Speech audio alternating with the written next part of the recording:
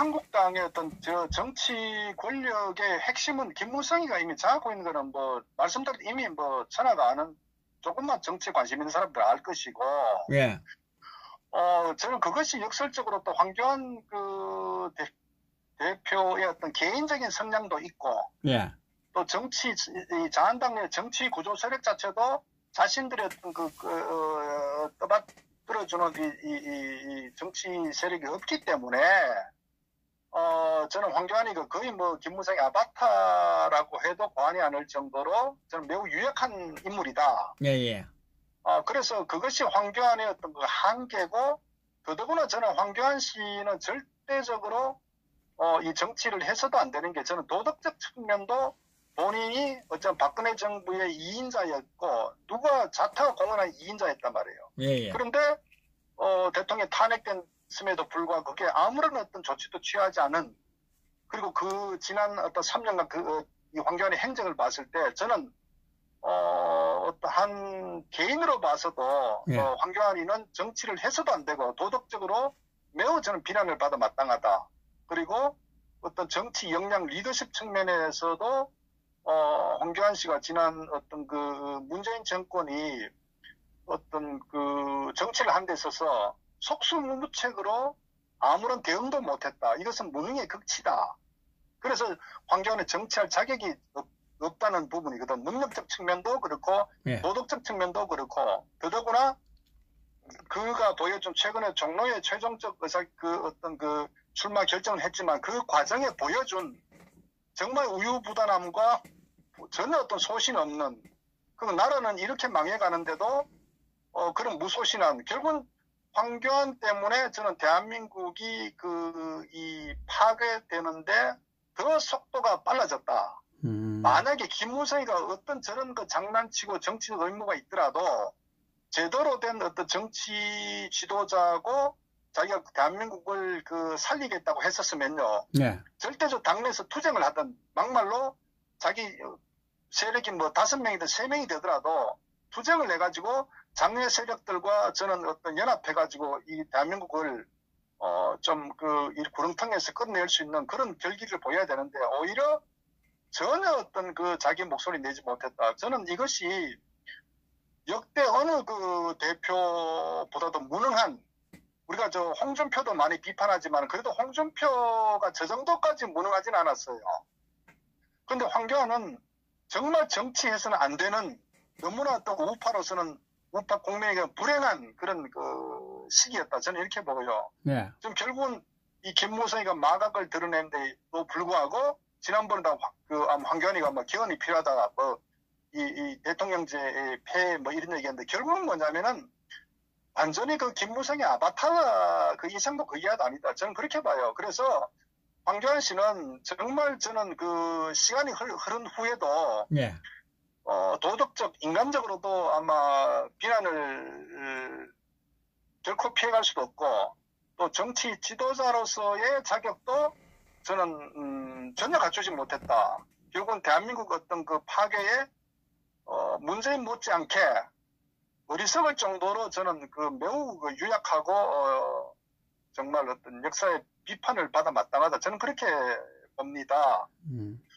그 정도로 하고, 결국은 거기에 비해서 이 유승민 같은 경우는 저는 오히려 예를 들어서 김무성 같은 정치적 의도로 인해 가지고 박 대통령 탄핵을 주동했다고 하지만 이 유승민 같은 경우는 정말 폐륜합니다. 왜냐?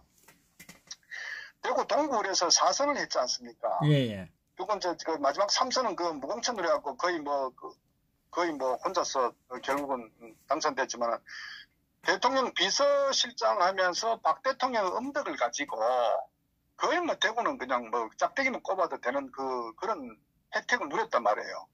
그럼 우리가 한 일반의 국민으로서도 하물며 고향이든 짐승도 어떤 신이라는 게 있거든요. 예, 예. 그런데 결국은 이 말도 안 되는 안보는 보수, 경제는 진보하는 그런 덜떨어진 능력도 경험도 없는 그런 아버지 잘 만나가지고 금수저로서 그래 정치를 시작해 그다음 박 대통령한테 그렇게 많은 혜택을 보고 결국은 박 대통령이 반기를 들고 원내대표란 놈이 결국은 어떤 국가 어떤 국정에 도움되는 것보다 좌파의 어떤 파퓰리즘 어떤 정책을 좌파와 같이 연합해가지고 예. 결국은 아문법 같은 김대중의 한 6조 이상도 그것도 통과시키면서 너무나 대한민국의 어떤 이런 이 국정에 폐해를 끼쳤다.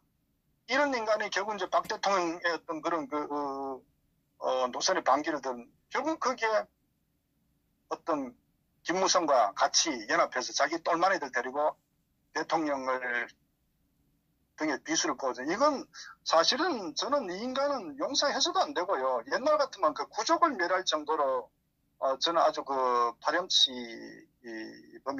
그런데 지금 결국 이제 최근에 전국에서 이제 불출마한 것도 불출마도 할 수밖에 없는 게 그거 안 돼요. 대구 주민들에게 배신된 낙인 찍혔기 때문에 예. 그때 시뮬레이션 돌려봤잖아요. 안 되는 20몇 프로밖에 안 나오잖아요. 그러니까 어차피 그건 안 되는 거예요. 두 번째 수도권에 와도 안 된다고요. 그러니까 본인이 결국 선택할 수 있는 거는 자기 지분 그때 한 20석 요구했다는 그런 후문도 있지만은 결국은 자기 권력을 유지하려고 그리고 세 가지 요구한 것도 말도 안 되죠. 왜? 자기 정치 생명을 연장시키기 위해서 결국 탄핵을 가면 탄핵 인정해라. 그런 얘기는 탄핵을 인정해야 자기가 정치 생명 연장이 되기 때문에 자기 정치행위 정당성 확보거든요. 그러니까 결국은 탄핵으로 인해서 문재인이 지난 3년간 대한민국을 완전히 파괴시켜버렸는데 본인 스스로도 문재인은 탄핵해야 된다고 하잖아요. 예. 그러면 탄핵해야 될 정도로 그만큼 나라가 개판이 됐는데 그 개판을 시킨 1등 주역이 유승민 아닙니까? 예. 이런 자기 어떤 행위에 모순이 있단 말이에요.